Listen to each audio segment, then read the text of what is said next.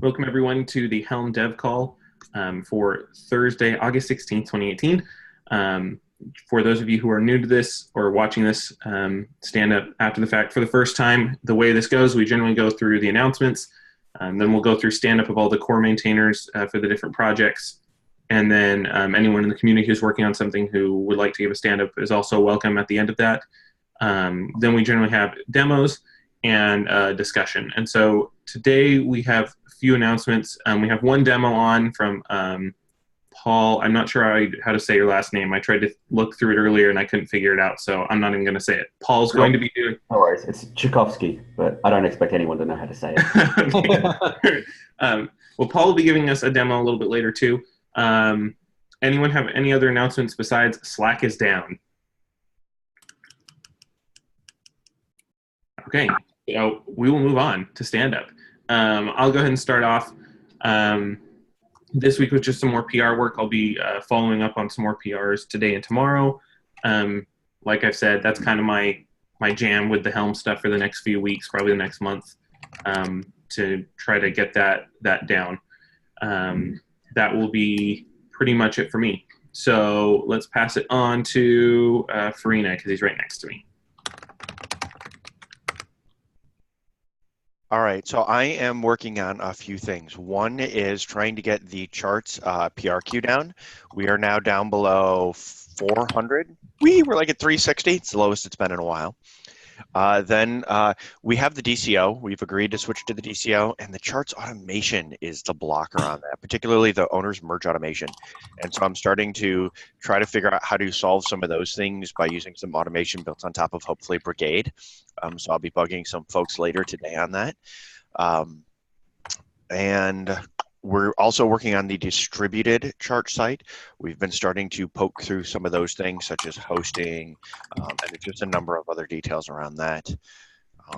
Also, and this is what I'm going to do shortly here, the link for this meeting is wrong in the Helm repo README. So I'm going to go file PR because that seems to be radically out of date. It points to the SIG apps mailing list and other stuff.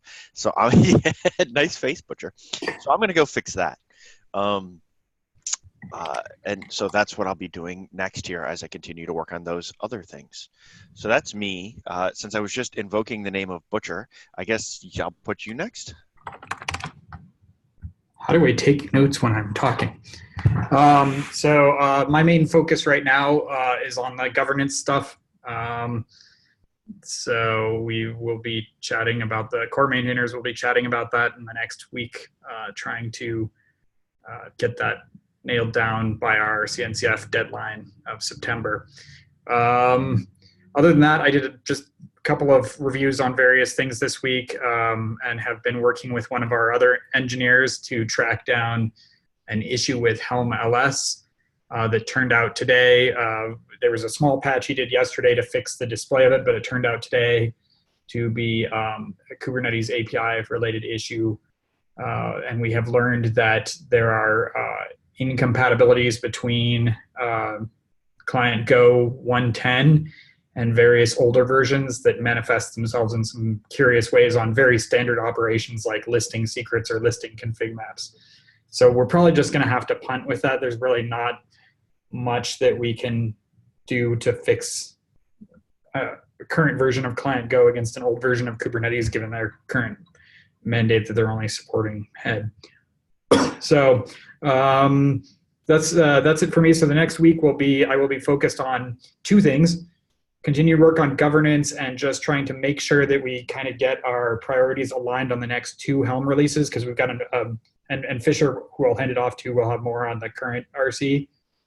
But we want to get that. We want to get a new release queued up fairly soon with Kubernetes 1.11 support inside of it. So I'm going to look into what we need to do in order to get that queued up, and if there are other things we need to have aligned other than the client Go updates. Helm 3 related work, since Adam's not here. The two of us have paired on this several times over the last week, and he has been working on continuing through the refactors, but at this point we're down to refactoring the inner chart loading and rendering logic. So we're getting pretty close to where we wanted to be. It's pretty cool because the new in-memory representation is tree structured instead of flat. which means if we do this right, it'll allow chart developers to walk the tree of charts and subcharts and be able to turn things on and off in a fairly straightforward way. So it's really cool. I'm excited about it. And I know Adam's still working really hard on that.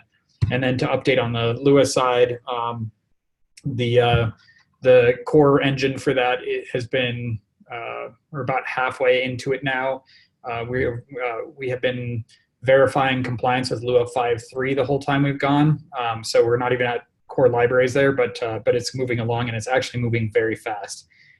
So that's it for me, and also for Adam and Brian, who are not here today, but whom I've been talking to over the last week. I'm gonna pass it on to Fisher. All right, and I'll hand notes back off to you again. Thanks. So for the last week, I've been working on just mostly for the issue queue, as well as getting the release candidates through and kind of like doing release management in a sense. Just making sure that the releases are going on time, and that if there's any bugs, then we're capturing them and making sure that they're being addressed, and that they're also getting into the release. So that's what I've been working on. And then Butcher, you mentioned the exact same issue that I was going to talk about. Actually, I'd tack it on to the discussion list on whether or not that should go in and cut an RC4 before we do a 2.10.0. So I'd like to have that discussion before, so then we can make sure whether we need to cut an RC4 with that bug fix, or we're good to go for a 2.10.0. So that is it for the next week. Again, continuing on with the release stuff and making sure that that we keep on schedule. Going on to Nikhil. Hey guys, can you hear me now? Cool. So last week, not much going on. I was out for most of the week and back now. So trying to figure out where I can fit in and contribute. So that's me. How about Adnan? Hey, so I've been working on a proposal that I'll hopefully share soon on the changes that we want to make to Monocular for the hub stuff.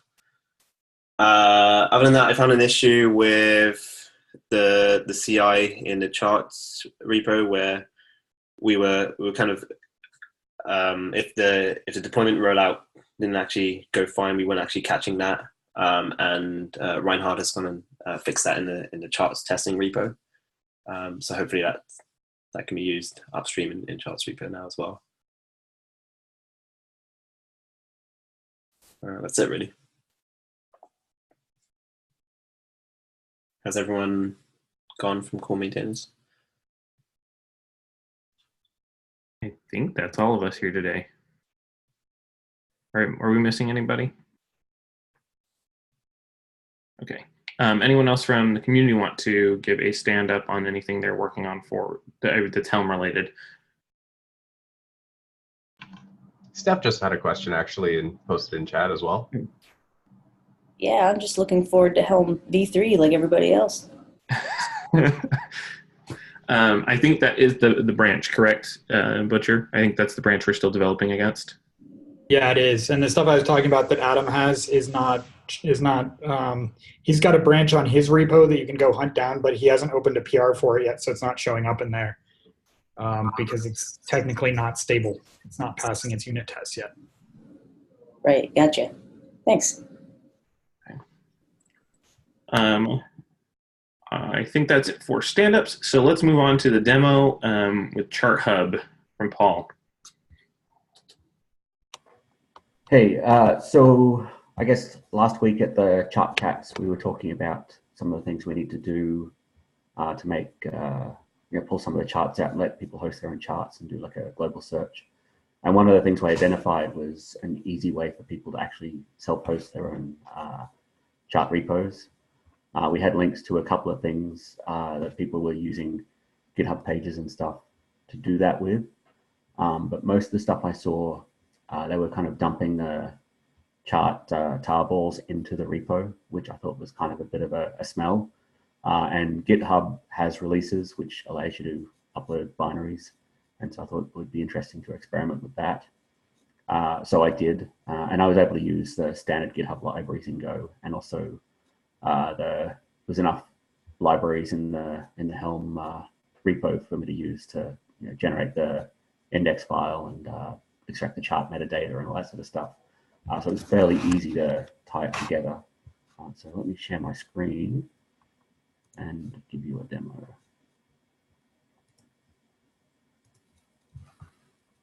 All right.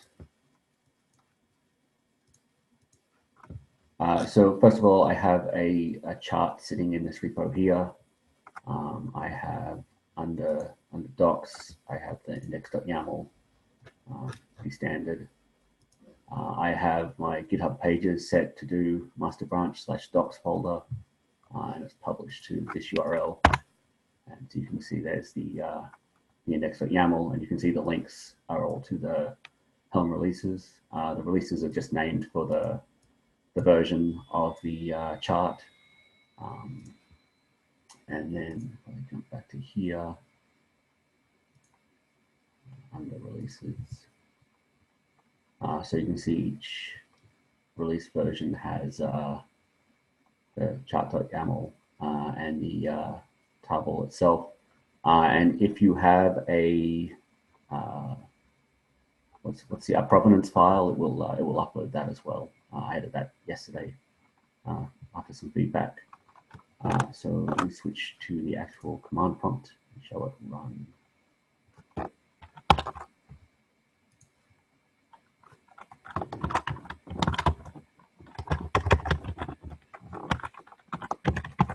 So there's two commands, upload and index.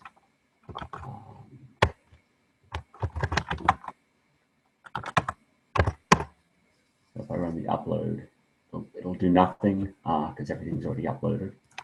So in my repo, if I just go ahead and pump the version,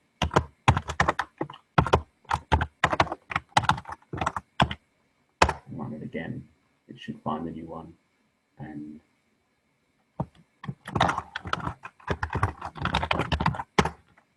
helps it to package it. So I didn't want it to actually do any of the heavy lifting, so I didn't get it to like call Helm package or anything.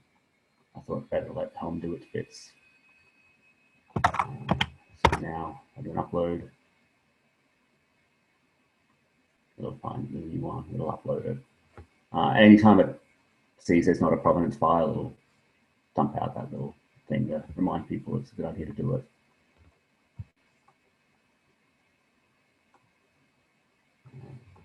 So take a moment to upload. I guess my Spectrum connection is running at 56K right now or something because it's a bunch of text. Who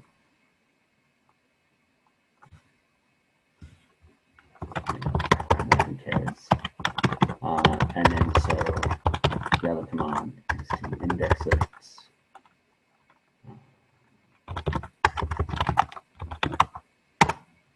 So I run that, and so again it looks through the GitHub releases, and it looks through the index, and it should only download new ones and extract the chart metadata from it. The rest of it should. Oh, that's the other one finishing up. The rest of it sees it's already in index.yaml, so it just ignores it. So that means it's not downloading too much stuff just to extract the chart metadata. So it grabs the chart metadata and does a checksum, adds it to the index.yaml. So I'll look at the index.yaml now. I guess it orders them. Yeah, so it orders them in descending order. So there's the new one I just added there, added to the file. And if I really wanted to, I could kill it and it would go through and download them all and check them all. And then all I would do is add, commit, and push the new index file and wait a few minutes for GitHub to update the GitHub pages, and it would be refreshed to the new version with all the new charts.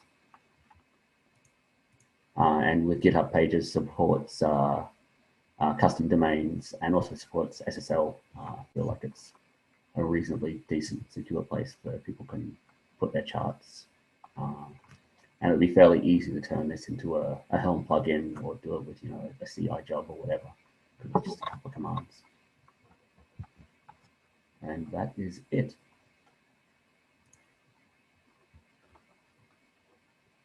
Nice demo, Paul.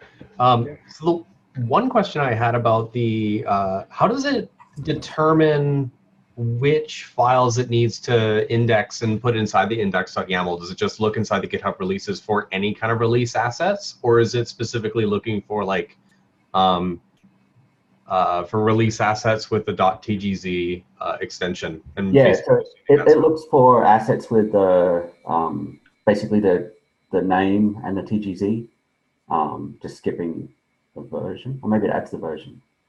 Hang on, I can look it up, but it basically it tries to intelligently figure it out, and then it runs the Helm extract metadata, and if that fails, it just skips it. So if it's a random tarball that's just sitting there, it should be it should get ignored. I've tried to reuse all of the functionality from the Helm charts repo, the Helm repo library. So basically, whatever it did, I do. It's just I have the extra step of downloading the file first.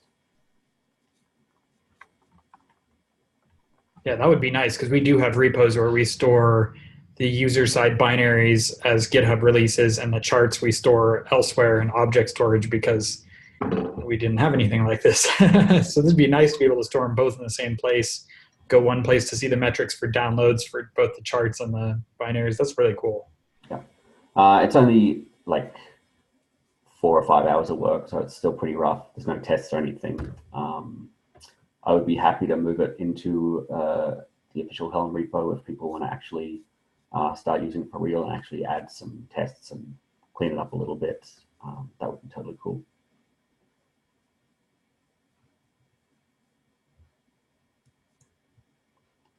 And if we have a better name for it, I'm fine with that. I just call it Chart Hub because, we're all terrible at naming things.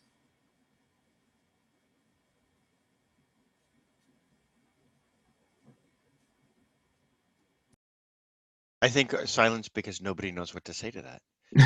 Well, think about it. Thank you. Definitely means none of us came up with a better name faster. So you seem to be in good company here. So one of the things that I wanted to say, Paul, I don't know if you're in this discussion that we had, but Scott and I are looking into this idea of having kind of a GitHub bot that you can connect to a repository and have that package charts for you. And it'd be interesting to kind of maybe use this as a base for that. So that's probably something that we're going to look into. Absolutely. And, it's 2 commands right now, but there's no reason we couldn't combine the 2 into a single command, especially if we want to have it run as a CI job or if we want to have it run as a Helm chart plugin. Mm-hmm. Yeah. But initially, I just wanted to have, the 2 separate steps so that it wouldn't unexpectedly mess with people's GitHub repos in strange ways. Makes sense.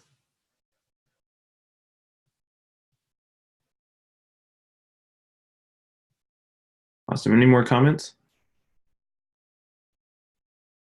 Okay, thanks, Paul. That was great. So let's move on to the discussion section since we're getting shorter on time, which ironically, the first item on here is if we should have a longer meeting, which we have had this discussion many times before. Who dropped that on there if they want to talk to it? Okay, Farina, go ahead. So the last few weeks, we've been running out of time and going over. And the stuff at the end is rushed. So we seem to have enough material to talk about and to talk longer. So I wanted to ask the question is, should we, since right now we have more stuff to talk about?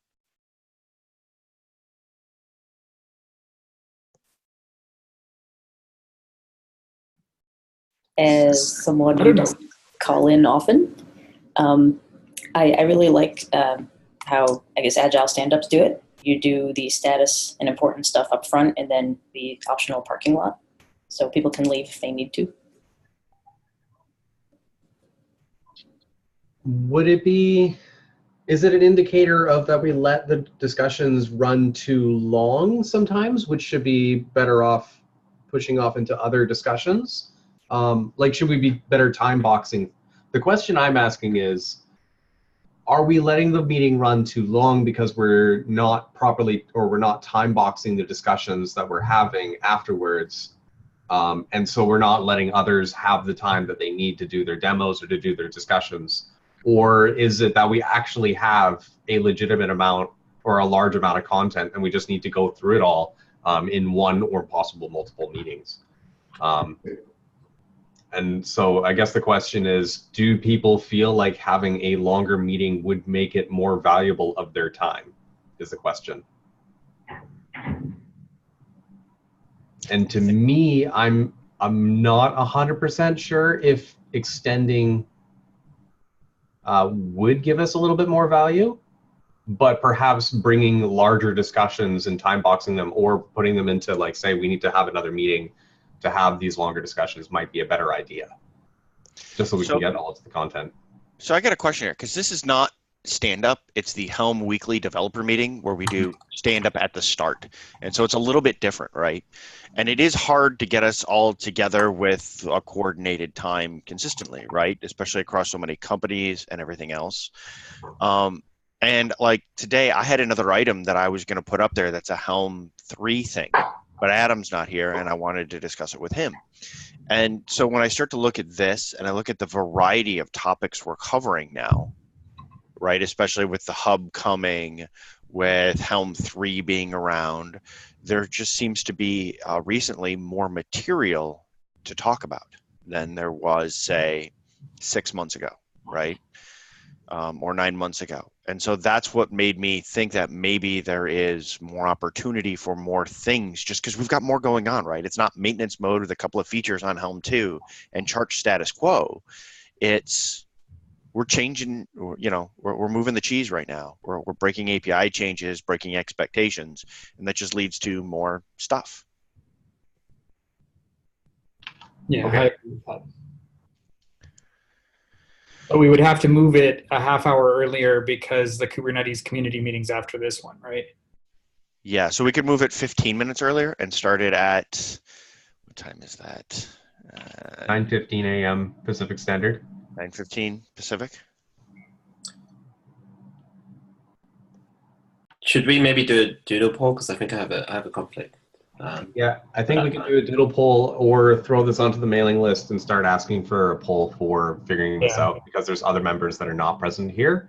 But I'm totally amenable to having an extra 15 minutes prior, because you're right, there is a lot of conversation going on regards to Helm 3 and other things around in the ecosystem. Yeah.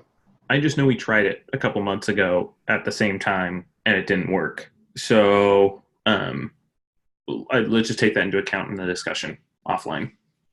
What didn't work about it back then, out of curiosity? Because I'm failing. Lots of conflicts. People I used to have to drop. Yeah, like fast. I mean, at the top of the hour every time. In practice, how it also happened, or how it also worked, is that people had conflicts for the first 15 minutes, so the meeting wouldn't start because there wasn't really critical mass until 9:30. So that becomes a little bit difficult too. Anyway, it's probably good to bring this discussion further, I think.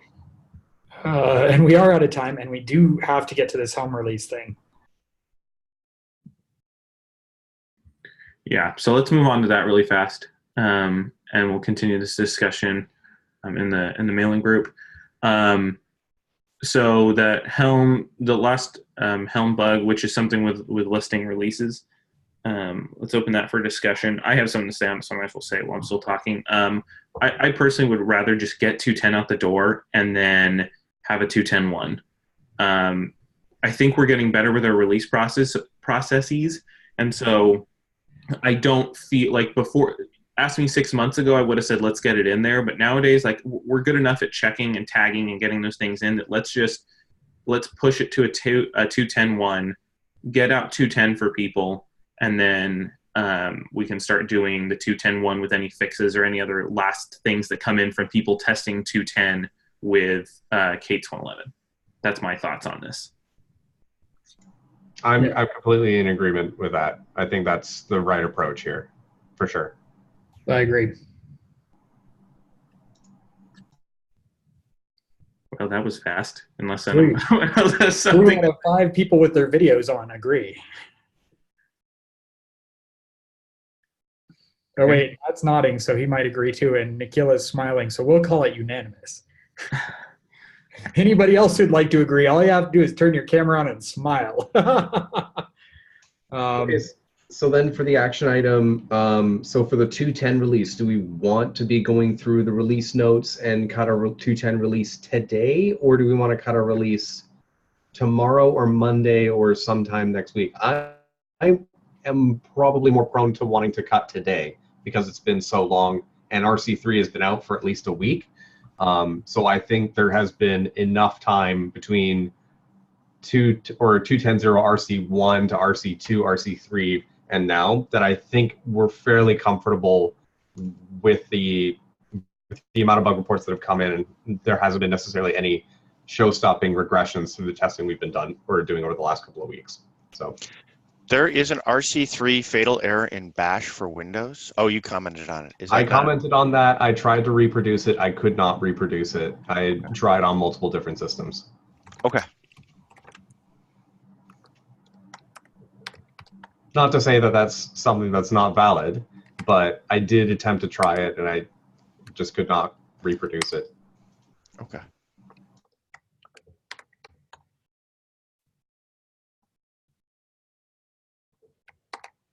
Okay, so I think we will end there unless anyone else has something super pressing. We can go ahead and finish up. Let's get some assignments out and go from there. So who would like to do the lead the meeting next week? I will. I'll sucker up and do that. Okay. And then who'd like to take notes next week? Okay. Fisher will take notes. And then anyone for issue Sherpa-ing?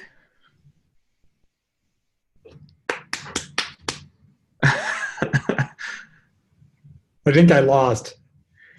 I'll issue Sherpa. I'll be helping out in the PRQ, Butcher, so Thanks. I can handle that part. Okay, I think that's good. Thank you all for attending and for your comments and for the great demo, Paul.